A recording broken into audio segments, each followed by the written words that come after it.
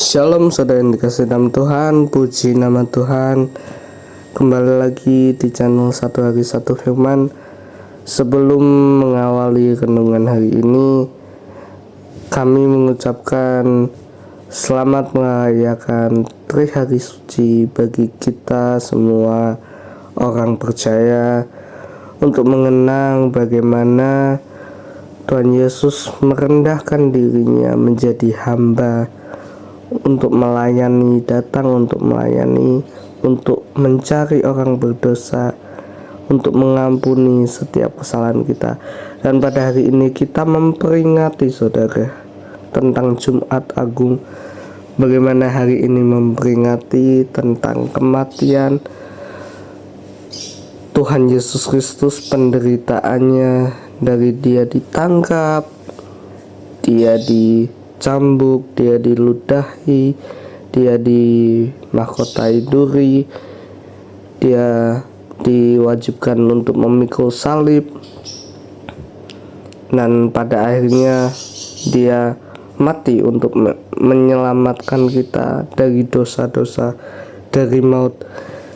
Nah, untuk renungan hari ini saudara, saya akan mengambil pasal dari Perjanjian Lama di dalam kitab Yesaya 53 ayat yang kelima.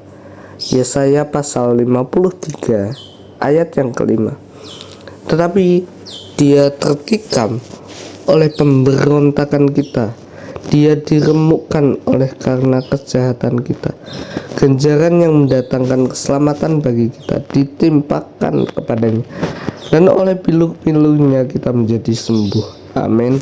Saudara yang dikasih dalam Tuhan, Nabi Yesaya ini juga merupakan nabi penting di dalam Perjanjian Lama yang menubuatkan tentang kedatangan Yesus Kristus sebagai Mesias, sebagai juru selamat Allah yang turun menjadi manusia untuk menyelamatkan manusia berdosa.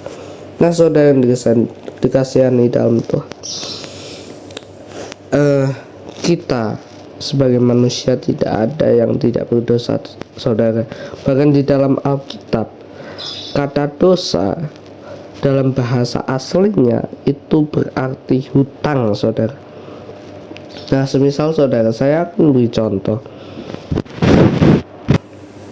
Jika ada teman kita, saudara, dia berhutang kepada orang lain,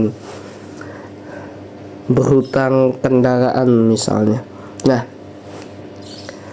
apakah dia akan meminta bantuan kepada orang lain yang juga mempunyai hutang? Tentu tidak, saudara. Tentu dia akan mencari pertolongan kepada orang yang tidak berhutang, sehingga orang yang tidak berhutang mau menolong dia yang punya hutang.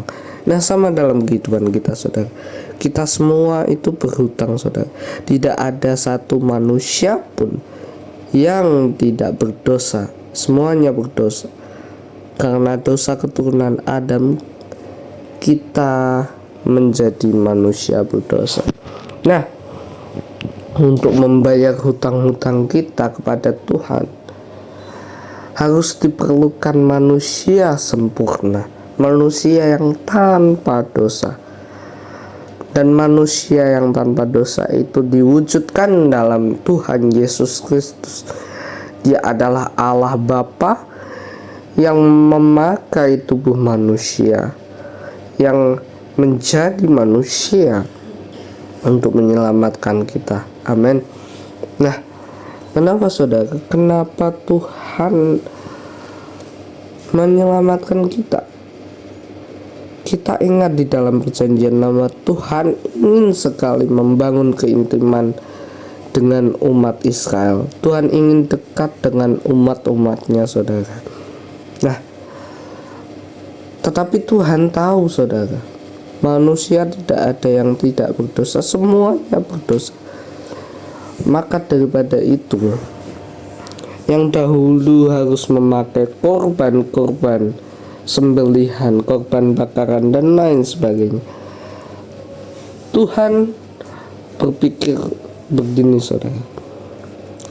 kita harus menetapkan korban sejati sebagai penebus umat manusia. Nah, makanya saudara, cara Bapa untuk menebus kita, dia memakai inisiatif untuk menurunkan anaknya. Artinya dia meninggalkan kerajaan surga untuk menjadi manusia. Di dalam surat-surat Paulus di situ ada yang mengatakan, dia sekalipun dia berasal dari surga, dia telah mengosongkan dirinya. Artinya apa saudara? Di hari Prapaskah ini saudara, terutama di hari Jumat Agung, kita dapat belajar bagaimana kerendahan hati dari Tuhan Yesus. Tuhan Yesus yang adalah raja dari segala raja, dia turun mau menyelamatkan dosa manusia. Itu yang dapat kita pelajari, sehingga kerendahan hati itu bisa kita wujudkan dalam kehidupan sehari-hari. Gimana? Maksudnya begini saudara, kita menyadari kita banyak salah, kita menyadari kita pernah berbuat dosa. Kerendahan hati itu diperlukan untuk kita bertobat saudara, untuk kita lahir baru, untuk kita membangun keintiman dengan Tuhan. Sama seperti bangsa Israel saudara. Bangsa Israel ketika mereka melakukan dosa, mereka harus membawakan korban bakaran, korban penghapus dosa dan lain sebagainya. Karena mereka merasa bersalah kepada Tuhannya, kepada Elohim. Mereka merasa enggak layak. Sama dengan kehidupan kita saudara. Kalau kita merasa berdosa, merasa tidak layak, dan ingin betul-betul bertobat, datangnya bukan datang kepada korban-korban hewan, tetapi datang kepada korban sejati, yaitu Yesus Kristus yang ada di salib. Semua masa lalu kita, semua dosa kita, semua kejahatan kita, kesalahan kita sudah diselesaikan di bawah kayu salib.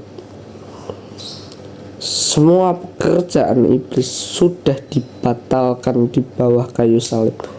Nanti ada saatnya iblis akan dihukum, tetapi bukan sekarang.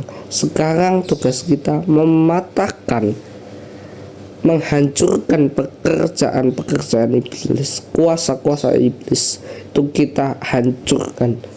Kita tidak boleh hancurkan iblis, karena itu kewenangan Tuhan, karena itu tugasnya Tuhan untuk mengalahkan iblis pada waktu akhir zaman.